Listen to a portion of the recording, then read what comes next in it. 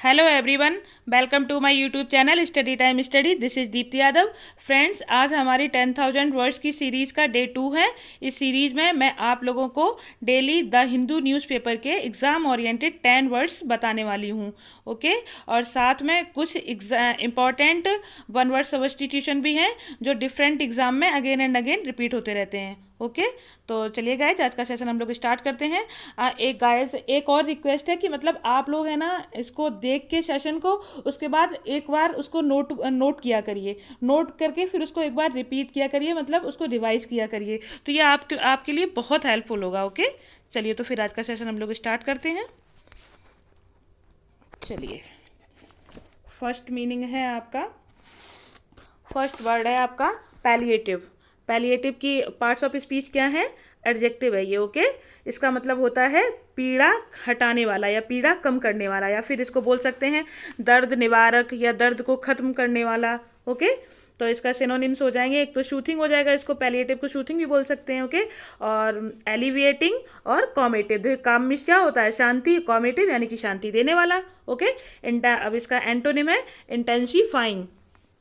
Intensifying का मतलब होगा, अब देखिए ये क्या कर रहा है, ये पीड़ा हटाने वाला, पीड़ा कम कर रहा है, तो ये पीड़ा को बढ़ाएगा, यानी कि दर्द को बढ़ाने वाला, इंटेंसिफाइंग। ओके, नेक्स्ट, हाँ, और इसका एग्जाम्पल जो सेंटेंस है वो है orthodox medicine generally tend to be palliative, यानी कि जो ऑर्थोडॉक्स मेडिसिन होती हैं वो आमतौर पर पैलिएटिव होती हैं, यानी कि दर्द निवारक होती हैं। ओके, नेक्स्ट वर्ड है हमारा नर्चर। नर्चर का मतलब होता है परिपोषण करना या पालन पोषण करना। ओके, देखभाल करना। ओके, और तो इसका हो जाएगा एक तो ब्रिंग अप, और दूसरे सिनोनिम्स हो जाएंगे टेक केयर ऑफ और लुक आफ्टर। ओके, देखभाल करना या किसी की सुरक्षा करना, देखभाल करना या फिर पालन पोषण करना, या ठीक है, ख्याल रखना किसी का। ओके, एंटोनिम हो जाएगा नेग्लेक्ट। नेग्लेक्ट का मतलब होता है ख्याल ना रखना या किसी को ध्यान नहीं देना, अवॉइड करना किसी को। ओके, इसका एग्जांपल हो जाएगा Rakesh was nurtured by his parents in a close knit family, यानी कि जो राकेश है, राकेश को उसके पेरेंट्स के द्वारा जॉइंट फैमिली में पालन पोषण किया गया है। ओके, तो यहाँ क्या, क्लोज निट फैमिली का मतलब है जॉइंट फैमिली। ओके, चलिए नेक्स्ट वर्ड है क्यूरेटिव। देखिए, क्यूरेटिव होता है ना, ये कहते हैं ना कि ये काफ़ी क्योर कर देगा, मतलब क्यूरेटिव मीन्स होता है रोग निवारक, यानी कि आपको जो भी प्रॉब्लम है, आपकी जो भी समस्या है उसको दूर करने वाला, रोग निवारक। ओके, तो इसका क्या हो जाएगा, एक तो सबसे पहला होगा हीलिंग। हीलिंग मीन्स होता है स्वस्थ कर देना, चंगा कर देना। ठीक है, और तो इसके सिनोनिम्स हो जाएंगे थेरेप्यूटिक, और नेक्स्ट है मेडिसिनल। ओके, और एंटोनिम हो जाएगा इंजरियस। इंजरियस का मतलब होता है नुकसानदेह या पीड़ा देने वाला। ओके, तो इसका एग्जांपल हो जाएगा the herbs grown across India possess many curative properties, यानी कि भारत भर में उगाई गई हर्ब्स में कोई रोगनाशक गुण है, उसमें प्रत्येक उसमें कुछ न कुछ रोगनाशक गुण होता है। ओके, चलिए नेक्स्ट है एक्सप्लॉइट। इसकी पार्ट्स ऑफ स्पीच क्या है? वर्ब। ठीक है, इसकी हिंदी होती है लाभ उठाना। ओके, तो इसका क्या बोल सकते हैं? इसको एब्यूज बोल सकते हैं, और भी इसके सिनोनिम है टेक एडवांटेज ऑफ, यानी कि किसी का लाभ उठाना। एडवांटेज मीन्स होता है लाभ। ओके, तो किसी का लाभ उठाना या मेक यूज ऑफ, या किसी को यूज़ करना।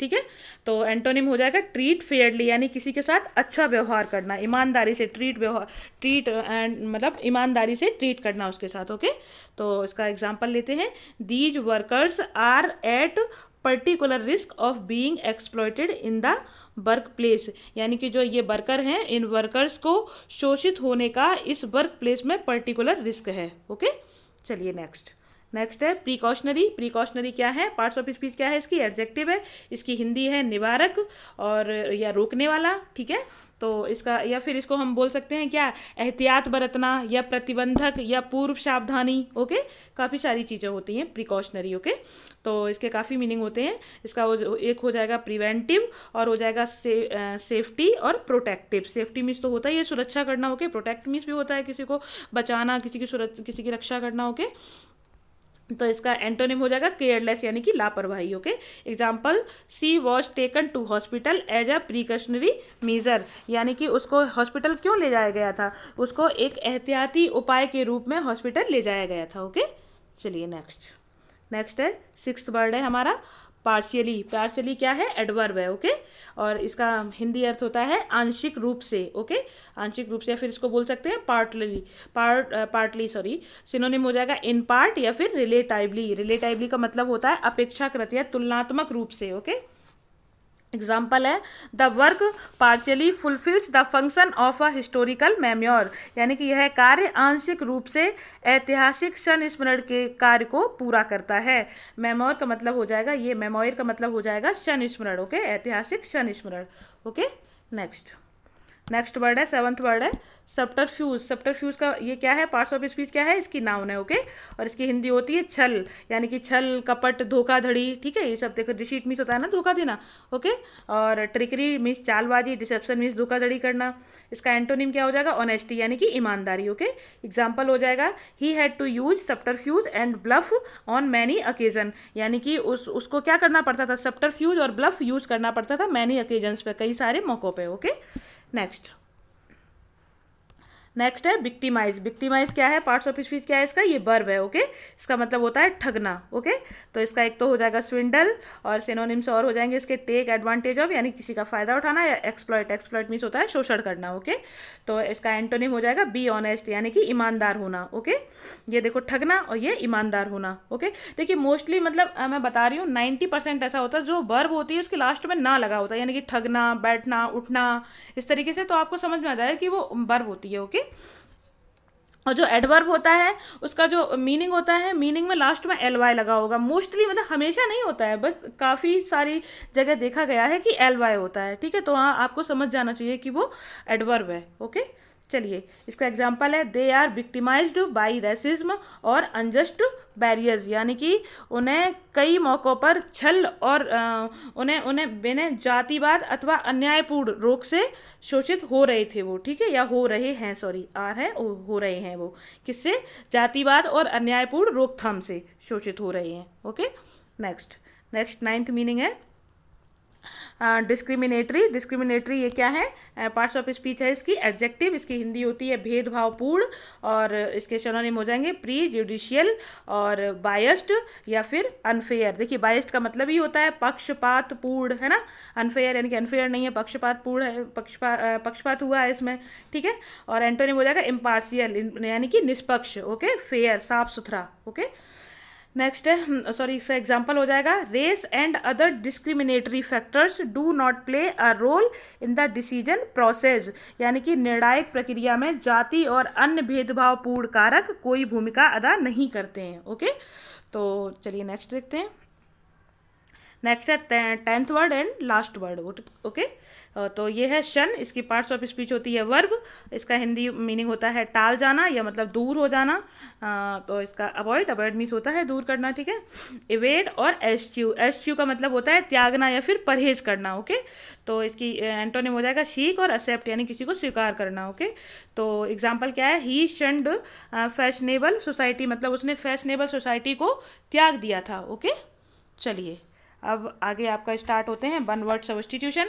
ये आज हमने लिए हैं गवर्नमेंट के लिए, मतलब किन लोगों की गवर्नमेंट क्या कहलाती है, ओके।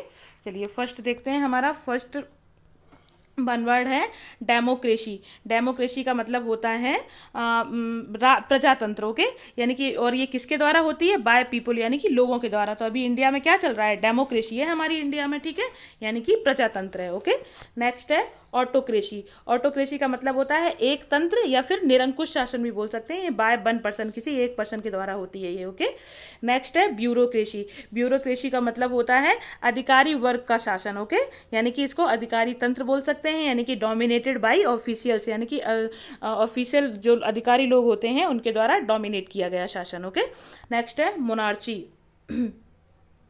मोनार्ची होता है क्या कहते हैं ये, बाय अ किंग, यानी कि राजतंत्र, ओके, क्या इसको बोलेंगे नेक्स्ट, और बोल सकते हैं इसको राजशाही, ओके। नेक्स्ट है प्लूटोक्रेसी। प्लूटोक्रेसी का मतलब होता है धनिक तंत्र, यानी कि किसके द्वारा होता है ये, बाय द रिच, यानी कि रिच पीपल के द्वारा, ठीक है, जो लोग धनी होते हैं, पैसे वाले होते हैं, उनके द्वारा अगर राज किसी राज्य में चल रहा है तो उसको क्या बोलेंगे, प्लूटोक्रेसी, ओके।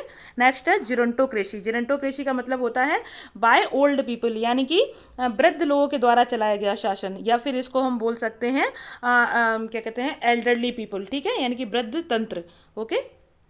नेक्स्ट है हमारा ऑक्लोक्रेसी। ऑक्लोक्रेसी क्या क्या मतलब होता है? मॉब रूल, यानी कि भीड़ तंत्र। देखिए मॉब रूल का मतलब हो जाएगा, मॉब मीन्स क्या होती है? भीड़, रूल मीन्स शासन, यानी कि भीड़ के द्वारा किया गया शासन, उसको हम क्या बोलेंगे?